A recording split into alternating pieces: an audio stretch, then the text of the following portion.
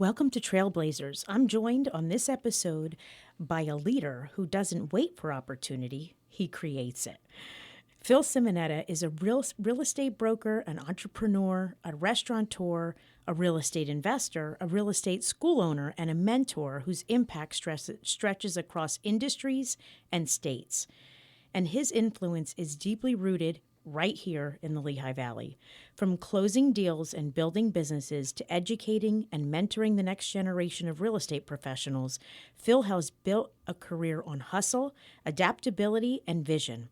This is a conversation about entrepreneurship in real time, the wins, the risks, the pivots, and the lessons that only come from doing the work. Phil, welcome to Trailblazers. I'm so excited you're here. It's a pleasure to be here, and thank you for the kind words. That means the world to me. Yeah, no problem.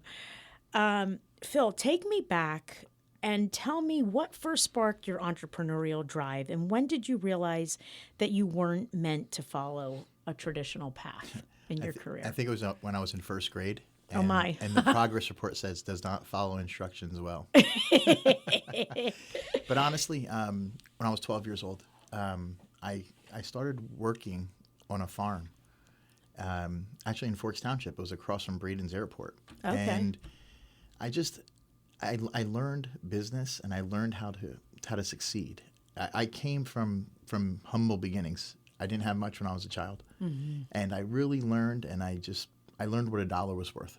And at that point, I just one thing after another led me down the path of becoming an entrepreneur. I mean, I started out, went to school, had a job, had a corporate job, and then shortly after, there were layoffs, and after that happened, I said I would never work for anybody again. And how long were you in that role? Oh man, probably about a year and a half out of right after college. About Wow. a year and a half.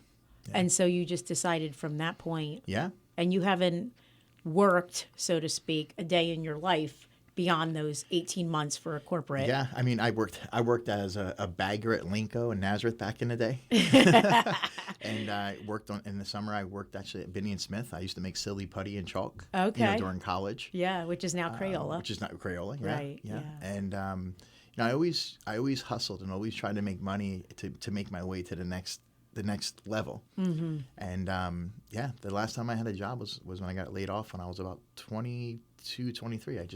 My son was just born, and I was just married, and had a great job. And when one entity bought the other, laid us all off. I mean, I had my Series 6, my 63. I was in investing. Wow. And from there, I went into finance, and I never looked back. I got into real estate and different things, and always worked for myself. So now you wear many hats. You're a real estate broker. Yeah. You have a brokerage in Jacksonville, Florida, Yeah. as well as you're licensed, or you affiliate with New Jersey. Tell me a Yeah, little bit yeah, about yeah. that. So my real estate brokerage, everything is based in Jacksonville. I have a real estate brokerage in school. So we're licensed through the Florida Real Estate Commission. We actually teach the programs to get your license, maintain your license, become brokers. I have over 30 courses that we teach. It's combined with my brokerage, all in one location. So that location is licensed in Florida, Alabama, North Carolina, Tennessee. I'm also a broker associate in New Jersey. Mm-hmm. In New Jersey, I'm a broker associate with Realty One Group. I didn't extend my brokerage there because of legal reasons and some other criteria that you have to have, or it would affect me in the other states. State to state, yeah. Right. So I did something a little different in New Jersey. Okay. Mm-hmm. So you wear many hats: real estate broker, entrepreneur, investor, restaurateur, educator. Yeah. How do you describe what you do to someone hearing your name for the first time? Because that's a lot, right? You just opened Pearly Bakers in Easton. Yeah. Right? Yeah. It's like completely, you're knocking it out of the park. I'm watching the social feeds and I'm like, wow, you guys are like always open and always busy. Making it happen. Yeah. But you also are closing deals that are in Florida, and you're doing some you're wearing many hats. I think you're like one of the probably perfect examples of somebody who's doing a hustle in many different areas. And I feel like there's a lot of leaders out there that are kind of wearing multiple hats. Sure. How do you describe yourself, when you're talking to someone about what you do for a living? Yeah, I mean, realistically, I have people calling me that own restaurants that are asking me for help to fix them and rebuild them and sell them. See, being in real estate, I tell people I'm in real estate because I'm not a real estate agent. I'm not a real estate, realtor. Half these people out there agents, realtors, they're just running around, putting deals together and hoping they close. I call it the 3 Ps. They put a contract together, they put a sign in the yard, and they pray somebody buys the building. But for me, see, I put deals together. In addition to being a broker and an instructor, I'm also a mortgage loan originator. So I'm able to list the property. Now in Florida, each state's different with the laws. Right. But in Florida, I can list a property, be a transaction broker, bring the buyer, and then get the financing for the buyer and handle the whole transaction. Wow. With ease. Seamlessly. Right. Without, deals falling apart and people not knowing what they're doing. There's so much incompetence in that business. So in the real estate side, when I meet people, I'm in real estate. Is what I do, because I'm in it. I buy it, I sell it, I flip it, I develop it, I build it. So I'm in real estate. I'm a broker because that gave me other abilities to be able to do more things. I have 19 agents that work for me. I have mentorship programs. I teach agents from other brokerages how to cold call. We do live calls. I do things on YouTube. I have a podcast on YouTube that I'm part of with Saks Realty. Get millions of views. And I have my own page. It's called Built From Scratch. It's just my name, Philip Simonetta, Built From Scratch. And it talks about, I can start any business. See, starting a business and operating a business, it's a system. It doesn't matter if you're selling shoelaces, cars, houses. It's a system. And if you could put that system in place, just like reopening Pearly Bakers after the drop-off it had, the bones and the structure is there. You just have to have the ability to attract the people. They want to be there. You just have to have it become inviting for them. And the same thing with real estate. People are, needing deals done. It doesn't matter what the market's doing, good or bad or high or low, or rates are high or rates are low. People still need to sell. People still need to buy. One of the things that made me successful in my life was, determining what I should do. And really early on, I learned that, providing things that people need. Like housing and food. And entertainment, right? Right. People need somewhere to sleep. People need something to eat. And people need something to do, right? So if you can stick in those areas, and that's where I stick in. I'll talk when I know something, and if I don't know something, I shut up. So I just sit back and I observe. And I've become successful in the areas of being able to solve people's problems in those areas. And the bigger the problems that I solve, the more lucrative the deal. So, okay, real estate, but then you also have restaurants, cigar bars, food trucks. Okay, so in an industry, the restaurant industry can be known for high risk and tight margins. Sure. What has, and also all consuming, that can be a labor of love. What lessons did hospitality teach you that carried you or carries you into other ventures? And, how do you balance all of that? Because that's a lot. Truth be told, I know that you are always on. Like when I see you, you're always on. How do you manage all that? How do you, and what has all of that taught you about balance, about hustle, about all of it? To tell you the truth, it's my life. So I don't punch in and I don't punch out. It's just my life. It's how I operate. I'm in a real estate transaction, 7:30 in the morning I wake up. I'm handling real estate from 7:30 to 10. Transactions, paperworks. Sure, fires pop up. Got to do something in the middle of the day. I just had a addendum pop up on me as I was driving here. I have to go back and get something signed quick for an extension. No big deal. It takes me 15 minutes. It's digital. I send it, signed. It'll be done. Things like that happen. And then, I'm in the bar for certain hours, handling all orders and getting things done and with the employees. And I have the right employees.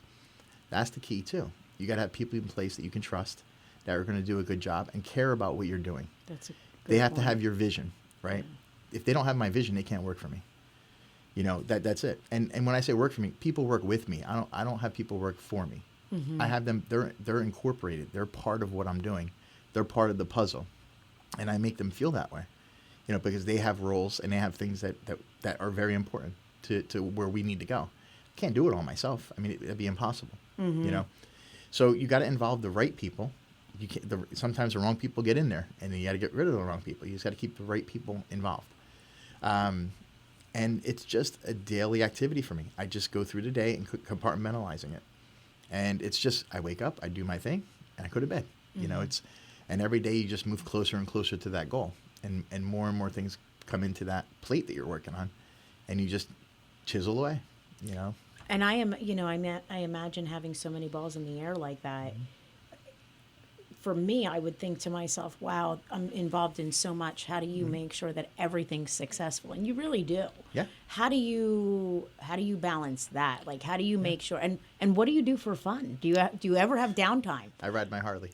You ride your Harley. Yeah. That sounds fun.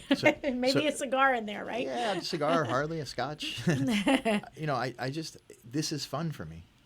It's not Yeah. work. Nothing I do is work. Yeah. I don't. If I don't enjoy doing it, I don't do it. I've been like that for a long time. Right. I mean, it's frustrating sometimes. It's stressful sometimes, but all in all, it's fun, man. Like if it's not fun, you won't see me doing it. Mm-hmm. It's just not So worth you it. embrace the hustle, I essentially. love it, man. It's what makes me go. One of your most impactful roles is as a real estate school owner and mentor. It's important to you, I know that. Why was it important for you to not just succeed, but teach others how to do it? Yeah, because I've seen so many people fail in real estate, because it's not because they're lazy. It's because no one teaches them how to do it. And a lot of them don't want to do the work. There's nothing easy about real estate. It's not like watching the TV channel where you become a real estate broker or agent and Show a somebody's couple knocking on houses. your door. Please, sir. That's the last thing that's going to happen. They run from you, right? And that's one of the reasons when I tell people I meet them, I'm in real estate. I won't say I'm a real estate agent. I won't say I'm a realtor. I won't say whatever. I'm in real estate. And you look at me like, what do you mean? Well, I buy it, sell it, flip it. I build it. I tear it down sometimes. Finance it. Yep. Yeah. Put it all together. I make deals. And when people look at you totally different when you talk to them like that. And all they have to do is Google my name and look, or go to my website and see all the reviews, the 5-star reviews from all the students and all the other agents I worked with and title companies and clients, what they say. And results speak for themselves. I could sit here and tell you all about me all day, but when I show you what people say, that's the key. Mm-hmm. Now, entrepreneurship isn't all wins, right? Nope. What were some of the toughest challenges or setbacks you faced, and how did you push through them? I can't lose. The way I look at it, I'll learn a valuable lesson. I've had situations come up where things didn't work out, but I learned something from it. And it's just like paying for a class. You go to college, you pay for a class, you get educated, you move on. Yeah. Right? Mistakes are things you learn from. I try not to make them. I mean, listen, I put faith in people, the wrong people. Mm-hmm. I trust different things. I've never really made any bad decisions when it came to going into business. Knock on wood. Because if it doesn't make sense, you don't do it. It's logic. There's no emotion involved, right? Mm-hmm. If something 1 + 1 = 2, it's never going to be anything different, right? So if it doesn't make sense, you don't do it. Right. That's just the way it works. The only reason things fail is because it doesn't make logical sense and people try to stretch things out. You can't do it. So, buying Pearly Bakers, turning it around. It took me, November 6th till now, right? We opened November 6th. The place is completely turned around. Tore out the kitchen, all new kitchen equipment, new beer lines, new beer system, new soda lines. I hired the right people. Bartenders are knocking on the door, begging, like wanting to work there. The bartenders are making more money there than they ever made in their lives, they told me. Huh. Just this last weekend. They're like, I've never made... Because you drive people into a place they want to be. There's a niche in Easton that nobody is touching. The people don't even know they want it. I created it, and there they are. Because I created something that the public wants. And that's where we're going to go. Just wait until after January and see what we're going to do. Oh. We're going to have Pearly Bakers after dark. Oh, you heard it here first. That's right. It's going to be starting January 8th. We're actually going to take a week's vacation. We're going to close January 1st to the 7th. Okay. We're going to reevaluate a couple things. I got to fly down to Florida and tie up some loose ends. I'll be back, and then we're going to reopen on the 8th with a little bit different menu, and we're going to do some a little bit different entertainment. We're going to have some, I'll tell you, we're going to have our live music from 7 to 10, and then we're going to have a house DJ. It's Fly Guy Entertainment, Charbel Corey and his DJ company. Yeah. They're going to be our house DJ. And what's going to happen is we're going to have blues and jazz and classic rock playing, live music from 7 to 10. Mm-hmm. And then the DJ is going to start with that type of music.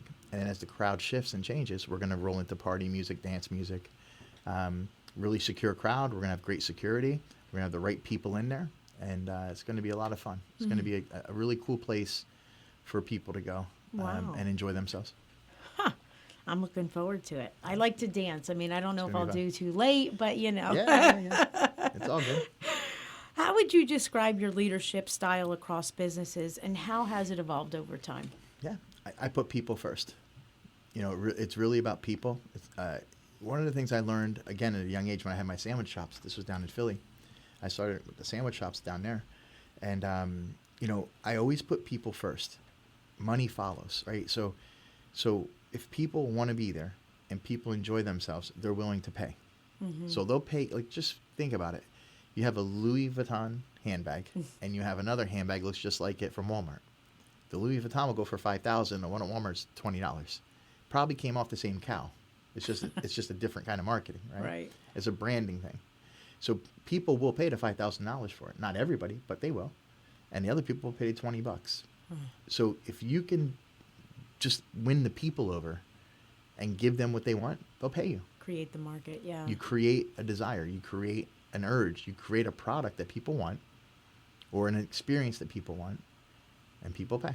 And I've always learned, stick with what people need. Again, like we talked before, they need somewhere to sleep, rest their head. They need something to eat, right? Pizza. I do pizza. Everybody eats pizza, right? And then I also do entertainment. People need to have a good time. Even when times are bad, they'll spend more money to have a good time when times are bad. They get them away from that depression and that bad time. So if you stick in those areas, it all works out. But it's always about people. You can't open a business and think about, I'm going to make so much money. Because money comes from people. Money just doesn't show up. Right. Solve the problem for the people, money will follow.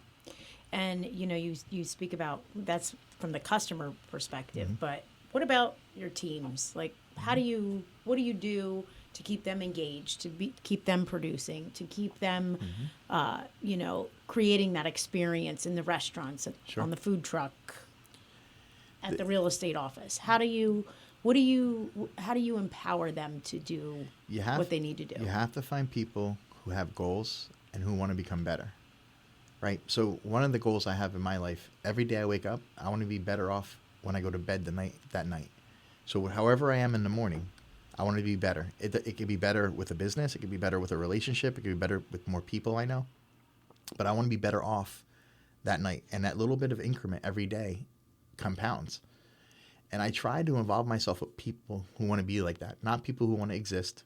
Not people who just want to get a paycheck and go home. Somebody who wants to become better. No matter where they are in life, they just want to be a little better, a little better, a little better. And I give them a path to get there. Every one of my employees, if they ever want to go on their own, they ever want to open a business, I'll help them. I don't try to hold anybody back, even in the real estate side. Like, if they want to do something, I empower them to do it. Because, listen, I know who I am. I know what I bring to the table. I know I don't have any competition. So nobody's try to go after a client with me and see who wins it, because I know what I bring to the table, the results I bring. They could try. So I don't have a fear of educating people and teaching people to do their thing their own way, right? There's so much business out there when it comes to real estate, when it comes to restaurants. There's so much you can do. I can go anywhere, anytime, and build something and make it work because I've done it over and over. Florida, Alabama, North Carolina, Tennessee, New Jersey, Pennsylvania. So I can do it over and over. It's a system. But it really comes down to working with people that matter and people who want to become better. That's really who you need to surround yourself with. Do you feel, you've built teams, you've mentored agents, and you guided students. Do you think that leaders such as yourself owe the people who trust them the chance, the opportunity? Talk to me a little bit about that. Yeah, you need to bring people with you. I've done it on my own. It's very lonely on top. There's nobody even to celebrate your wins with. You learn to clap for yourself. Yeah. And I still have to do that because I've never in my life met or associated with anyone that operates the way I do. And I think some of that is because I've been an entrepreneur. I was never, after I got laid off in that corporate job, I never worked corporate again. So I kind of isolated myself from the corporate world, from the public world. I kind of did my own thing, and I wasn't in those boardrooms. I wasn't around those people. So they never got to see the skill and the things that I do. I just did it myself. And that's how I got to where I am now. I've never been the guy, to rub elbows with people. I'm not. I'm social. I go out, I do my things, but I'm not the guy to go to fundraisers and go to political events and things like that, because I don't care. You know what I mean? I'm not that guy. I'm results driven. I try to get right to the result and move on. Get right to the result and move on, without any of the fluff and the stuff in the middle. And it's taking people with me. You have to bring them with you, and not everybody's going to see it. Mm-hmm. There's people that you could put it right in front of them, and they're not going to get it. It's something that you're born with. It's not something you can learn. There's an element of it that's in your DNA, that to get to a certain level and do certain things. Mm-hmm. And there's nothing good or bad about it. It's just the way it is. There's a lion, there's an elephant, there's a rabbit. There's just different things. Rabbit do rabbit things. Lions do lion things. Elephants do elephant things. They don't really pay attention to the others. So there's different elements of people. And, we recently had a conversation kind of about this, where you had said that you had done a DISC assessment, yeah, profile, right? yeah.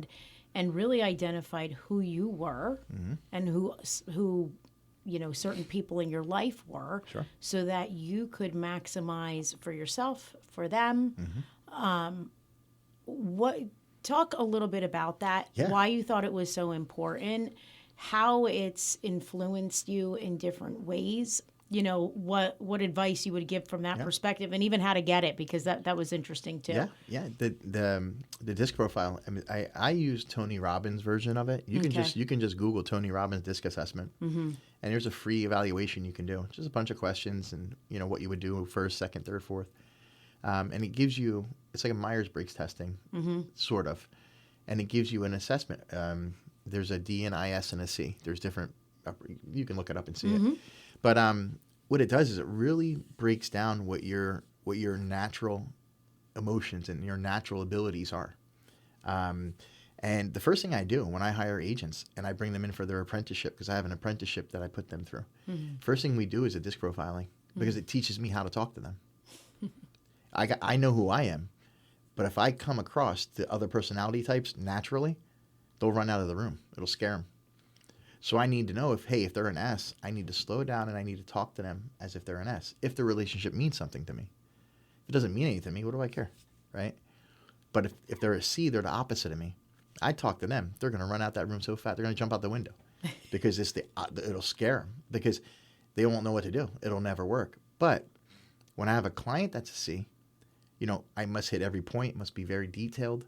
A C is like your analytical type. Okay. That's somebody who's like an engineer, a doctor, mm-hmm. Someone who builds buildings, mm-hmm. things like that. Buildings don't fall down because there's C's. Mm-hmm. If somebody like me built a building or built a bridge, the bridge would be there. I get over, it would fall down. Mm-hmm. And then I'd build it again when I had to get back over, because I'm too busy going on to the next thing. Right. The C type there's a deadline. They'll be 3 weeks late, but that thing will never fall. There's just different things about these personality types and communication skills. So if I'm a D and I'm talking to a C, and I'm a D language, it's like me talking Chinese to them, but they speak English. Mm-hmm. So I need to, get my Google Translator and speak into it. But you got to understand what they are, and then you can speak to them in the tonality and in the way that you need to, so you're getting your point across to them. High-level overview, what is DIS, and then what do you consider yourself, and what do you consider me? Yeah. Well, a D, a D is like a driver. Okay. Like an I is like an influencer. Okay. Okay, an S is an S is more of like a someone who would be like a doctor or a nurse, very compassionate. Okay. And a C is more like an engineer, like a doctor, somebody who's very detail oriented. The details matter most. Deadline won't matter, like something like that, Sure. Just to give you a quick overview, a driver is an entrepreneur. You're going to see somebody who's in business, their key is get things done. Yeah. They're more worried about results than people's feelings. Right. So I'm results. Feelings, I turn that switch off. And everybody probably has a different level of, But the thing is, like if you look at my test, I'm a 99D, a 99I, I'm like a 23S, and I'm like a 15C, naturally. I'll have to take this test. But I had to learn, running my businesses and having all this, I had to make that C higher, because I have to be detailed. Mm-hmm. There's licenses involved. There's education involved. There's reporting things. There's so much involved. So I had to unnaturally raise that to get where I want to go. Mm-hmm. And you can do that. See, knowing how this stuff works allows you to adapt. Say, look, I know that's my natural thing, but I can't be natural. I have to do this if I want to get here. And you work on yourself. But the key of it is, once you know them and you know your personality and how you operate, once you know that, the most important thing is knowing how to read with other people and how to communicate with them. Mm-hmm. It's not about just knowing yourself and how you do. The key to being successful is knowing that I know you're an S, right? Just from our conversations and what we've talked about. So I know if I want to communicate with you and I want to deal with you on business levels, I have to communicate with you as an S. Because if I communicate with you as a D, you're going to think I'm arrogant, cocky. You're going to say, I don't want to deal with that guy. Because right off the bat, feelings are more important to you than results. Right? Yeah, and I mean, I'm sure that, yeah. But I'm not saying in a bad word. It's not bad or good. Right. It's just what it is. I always put people first. You put people first. Mm-hmm. That person being happy and satisfied and content is more important than getting that result done right there. I'm the opposite. Yeah. My result and what I want done is more valuable to me than anything. Yeah. And I'm in sales. Imagine that. But I put people first. Sales but I think natural. I think that's why it's been successful. That's why you're right? successful in sales, because you know how to put people first, and most salespeople don't because they're D's and I's. Mm-hmm. Right? They're D's and I's. So when you're a D, you're driving, you're pushing. But see, I'm a high D, but when I'm dealing with an S and a C, I communicate with them on their level. That's why I'm successful. I can if I want to talk to someone who I normally would just not talk to and put a deal together, I can, because I'm able to communicate with them on the level of their communication. Mm-hmm. And that's what it comes down to. But my natural communication is like, what are we doing, man? Come on, let's go. Really influenced your leadership. Yeah. One thing that from my perspective that I can see is that you're very accountable, right? Mm-hmm. And I mean, across all industries, mm-hmm. The market, technology, consumer expectations, everything constantly changing. How do you stay ahead without losing core values? Because there's other elements to you as well, right? But you're successful across, multiple industries. How do you stay true to those core values, even though results and driving and all of that are paramount to you? Yeah. You're still quite empathetic, very accountable to your teams, very accountable to your clients. How do you stay focused? Because to me, the money doesn't matter; the result does. Mm. And when you don't focus on money, and you focus on the result, the win for everybody, right? I know where I want to go. Mm-hmm. I might make less money over here, but if the money isn't the principle, the group winning is the principle. Mm-hmm. You make a little bit less money, but in the long run, you make more because you're putting more deals together. Right.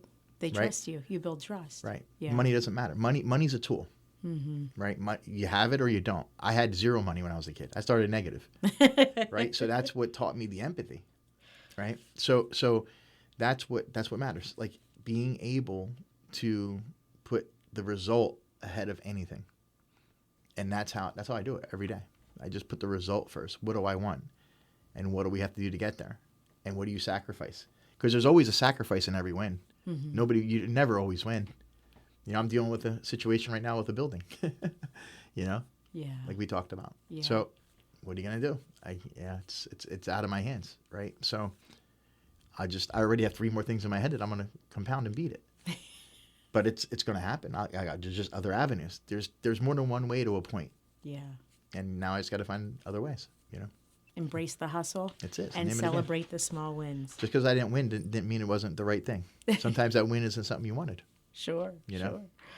Phil, this has been an incredible conversation. Your journey reminds us that entrepreneurship isn't about titles. It's about courage, consistency, and the willingness to bet on yourself again and again. Whether it's real estate, restaurants, education, or mentorship, you've shown us that success is built and not given. Thank you for your leadership, your transparency, and for continuing to invest in people and place, especially here in the Lehigh Valley. Mm-hmm. And to our listeners, if this episode inspired you to think bigger, move bolder, or take that next step, be sure to share this episode.